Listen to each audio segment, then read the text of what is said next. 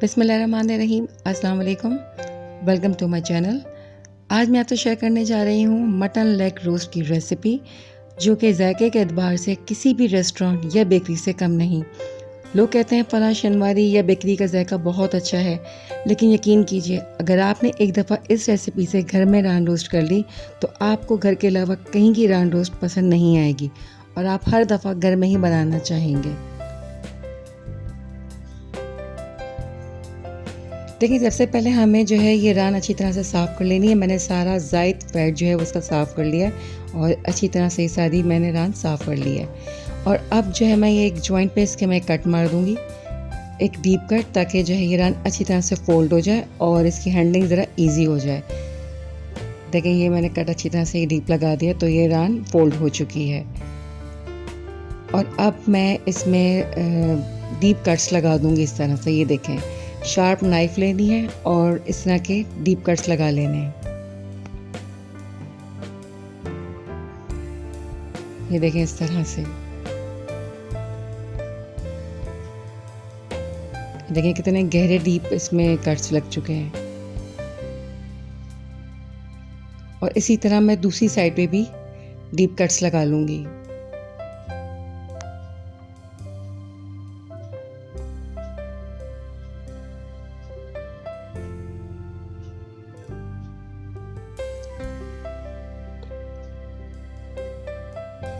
ये देखें सारे कट्स लग चुके हैं।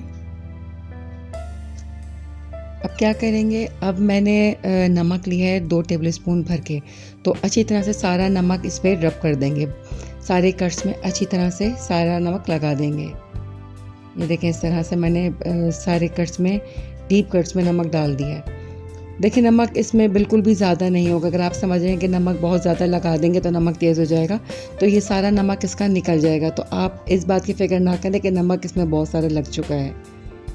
नमक लगाने के बाद मैंने इसमें 2 टेबलस्पून भर के हल्दी लगा दी है और हल्दी भी आपको इसी तरह से अच्छी तरह से लगानी है। ये देखें, अच्छी तरह से सब जगह मैंने ये हल्दी लगा दी है।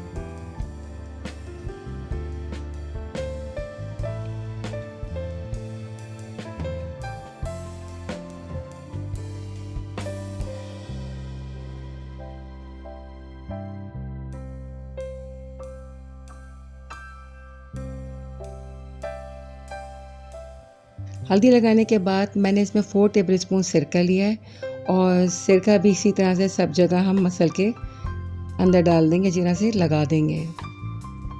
सिरका लगाने के बाद मैंने इसमें 4 टेबलस्पून पिसा हुआ पपीता लिया है छिलके के साथ, और ये भी अच्छी तरह से कट्स में सब जगह अच्छी तरह से लगा देंगे। और इसको मैं 3 घंटे के लिए छोड़ दूँगी। आप चाहे तो फ्रिज में रख दें, चाहे तो आप बाहर छोड़ दें, जो चाहे आप, जैसा चाहें आप कर लें। ये देखिए अच्छी तरह से सब लग चुका है।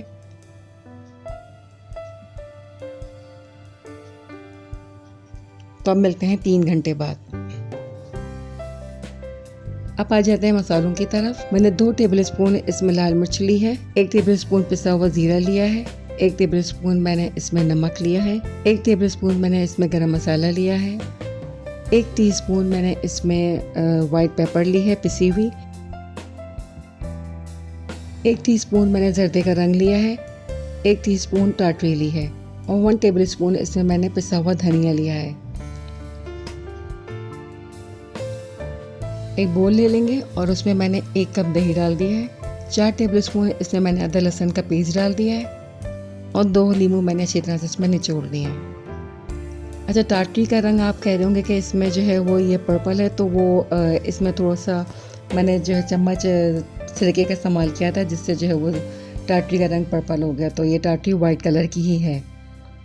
देखिए, सारे मसाले अच्छी तरह से मैंने मिक्स कर लिए हैं और 4 टेबलस्पून मैंने इसमें कुकिंग ऑयल डाल लिया है।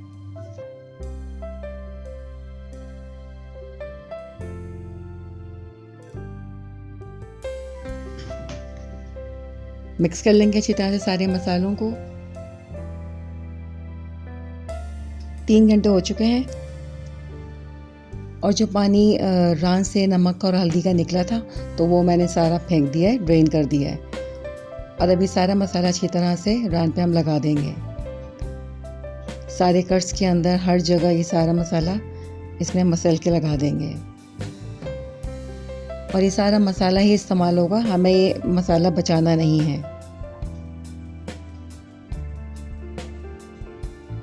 ये देखिए अच्छी तरह से सारा मसाला मैंने लगा दिया है। आप चाहें तो ग्लव पहन के भी लगा सकते हैं, क्योंकि बहुत ज़्यादा मिर्ची लगती है हाथ में, तो बेहतर ये है कि आप ग्लव का इस्तेमाल करें। देखिए मैंने इस तरह की अब डोरी ली है और मैंने ये इस तरह से पहले मैंने ये हड्डी पे बांध दी है और अब मैं इसको अच्छी तरह से सारी रान पे लपेट लूँगी। इससे क्या होता है कि रान की हैंडलिंग बहुत ईजी हो जाती है, तो आप आराम से इसको हैंडल कर सकते हैं। और जहाँ से मैंने बांधना शुरू किया है और अब मैं एंड भी वहीं पर ही करूँगी।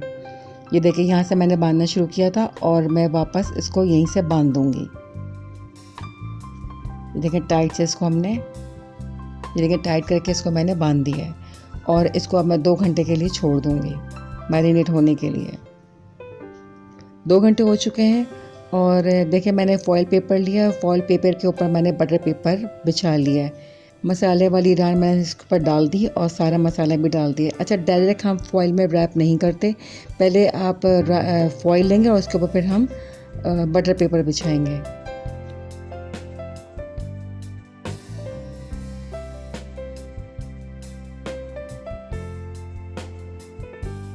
एक खुला पॉट ले लेंगे, बर्तन ले लेंगे और इस पर एक इस तरह का स्टैंड डाल लेंगे आप। पानी मैंने इसमें 2 लीटर ले लिया है और रान देखे मैंने इस तरह से इसमें बीच में रख लिया, उसको कवर कर देंगे। शुरू में आप इसको फुल स्टीम पे पकाएंगे 2 से 3 मिनट और फिर हम इसकी फ्लेम लो कर देंगे और इसे हमें 3 घंटे मुस्तकिल पकाना है। देखिए 3 घंटे हो चुके हैं और इसको हम चेक करते हैं। ये मैं नाइफ़ से चेक कर रही हूँ और देखिए नाइफ़ मेरी अच्छी तरह डीप जा रही है, तो इसका मतलब ये है कि रान अच्छी तरह से गल चुकी है। तो मैं इसको बाहर निकाल लूँगी। देखिए चेक करते हैं इसको। बटर पेपर सारा इसका हम ये हटा देंगे इस पे से। देखिए सारा ही रिमूव कर देंगे। ओवन मैंने प्री हीट कर लिया है 5 मिनट के लिए 200 सेल्सियस पे और अब हम इसको ओवन में डालेंगे। देखें कितना अच्छी तरह से ये टेंडर हो चुका है, गल चुका है। तो इसको मैं अब ओवन में 15 से 20 मिनट के लिए रोस्ट कर लूँगी। देखिए 20 मिनट हो चुके हैं और चेक करते हैं। देखिए रान अच्छी तरह से हमारी ये रोस्ट हो चुकी है और बेहतरीन सी खुशबू आ रही है, बहुत अच्छी सी ये तैयार हुई है।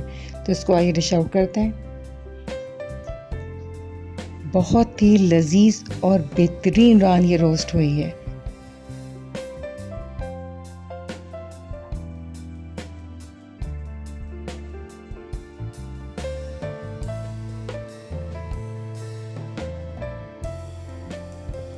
देखिए मैं इसको चेक करती हूँ, ये बहुत अच्छी टेंडर भी हो चुकी है और ये जूसी भी है, यानी इसके जूसेस भी बरकरार हैं सारे, ये बिल्कुल ड्राई नहीं हो गई। ये देखिए लजीज और शानदार लेग रोस्ट हमारी तैयार है और ये इतनी अच्छी गल चुकी है कि बच्चे और बूढ़े दोनों ही बहुत आराम से इसको खा सकते हैं। अगर आपको मेरी रेसिपी पसंद आई है तो इसे लाइक कीजिए, शेयर कीजिए और मेरे चैनल को ज़रूर सब्सक्राइब कीजिए। Thanks for watching. अल्लाह हाफ़िज़।